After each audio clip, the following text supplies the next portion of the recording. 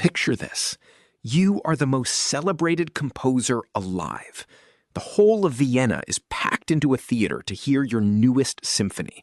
A piece so ambitious, it includes a full choir belting out poetry about universal brotherhood, which nobody had ever bothered putting into a symphony before.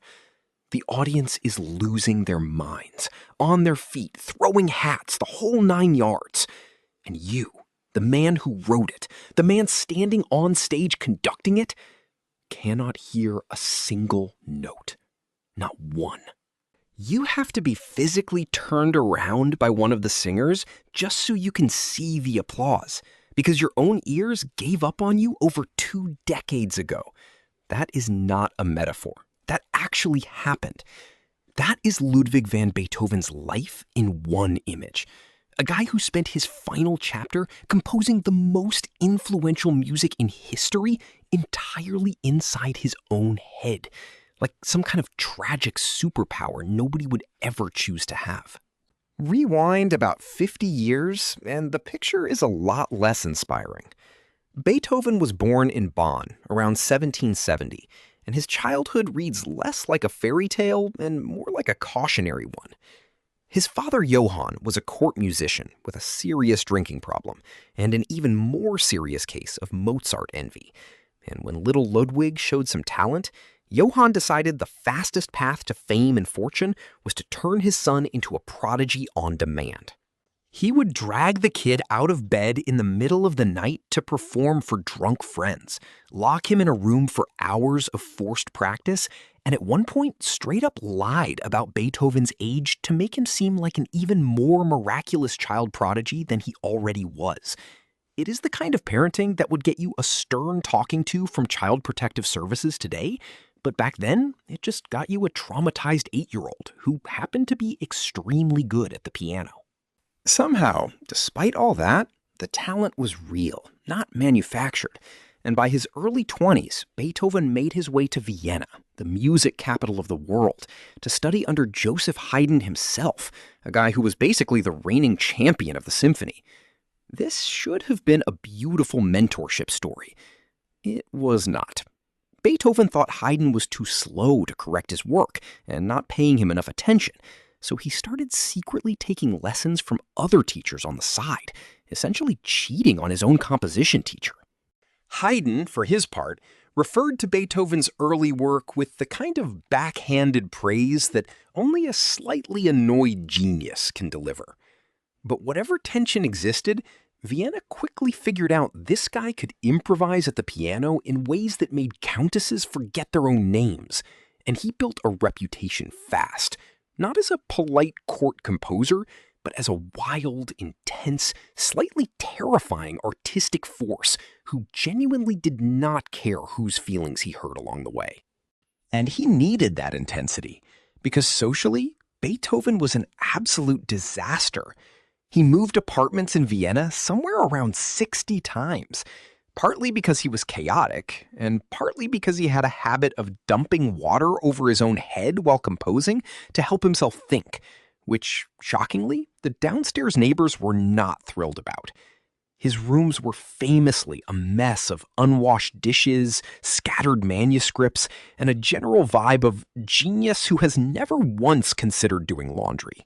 He once reportedly refused to step aside for approaching royalty while walking with the poet Goethe, who obediently bowed and moved out of the way, because Beethoven's entire personal philosophy was that artists answered to nobody, especially not a duke.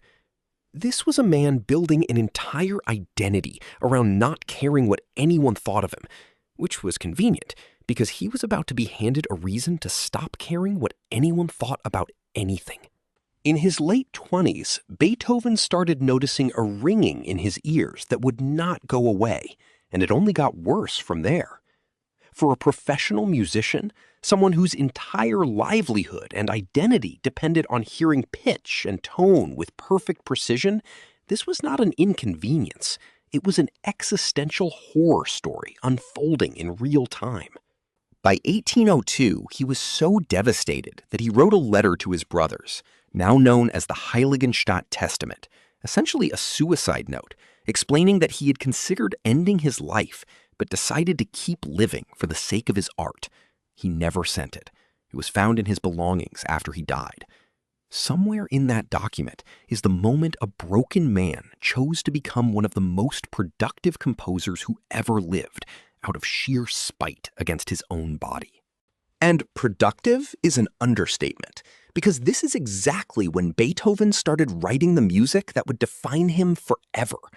The Third Symphony, nicknamed Eroica, blew up the entire structure of what a symphony was even supposed to be.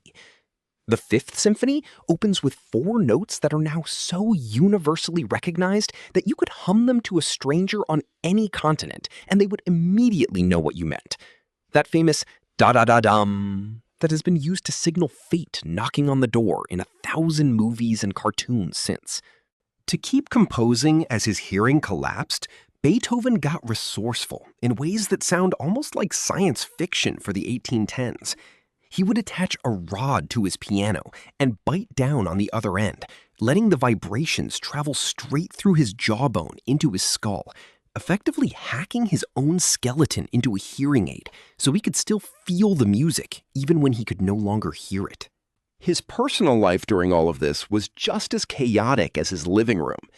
Beethoven fell in love regularly and dramatically, and never once managed to actually marry anyone, partly due to the rigid class barriers of the time, and partly because he seemed to have a talent for choosing complicated situations.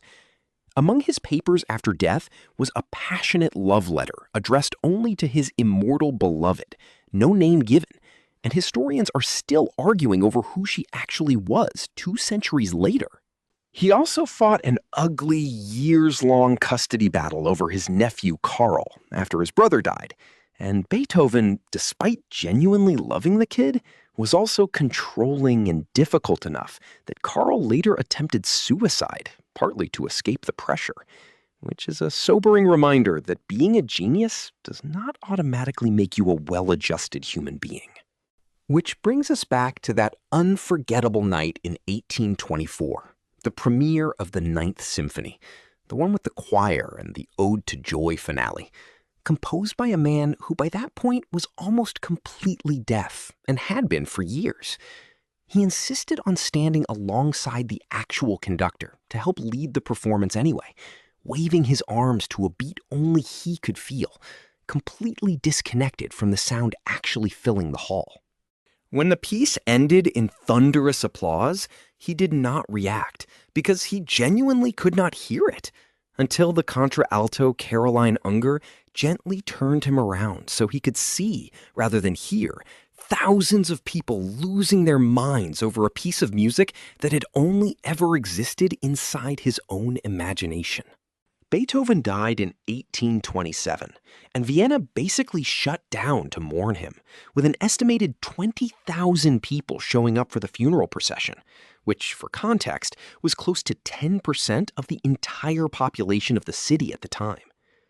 Modern science has since gotten involved in the story, too, with analysis of preserved locks of his hair and bone fragments revealing dramatically elevated lead levels, leading many researchers to suspect chronic lead poisoning, possibly from medical treatments or contaminated wine of the era, as a contributing factor to his lifelong health problems, his famously foul moods, and quite possibly the hearing loss itself. 200 years later, that Ode to Joy melody he could never actually hear performed is now the official anthem of the European Union, played at Olympic ceremonies and graduations and movie climaxes on every continent on Earth. The man spent the final third of his life trapped in total silence, composing music entirely from memory and imagination and pure stubborn willpower. And the punchline of his entire story is that he succeeded so completely at it that humanity has never actually managed to stop hearing him since.